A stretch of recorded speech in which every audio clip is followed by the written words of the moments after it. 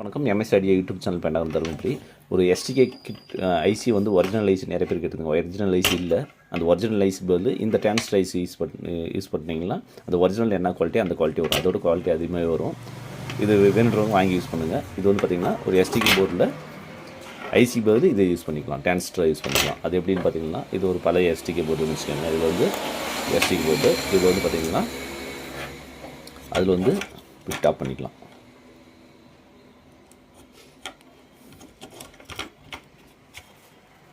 இங்கே டாப் பண்ணி பேக் சைடில் சால்டர் பண்ணிட்டீங்கன்னா இது வந்து ஒரு எஸ்டிகே ஒரிஜினல் போர்டு என்ன பர்ஃபார்மன்ஸாக அந்த பர்ஃபார்மன்ஸ் இது கிடைக்கும்.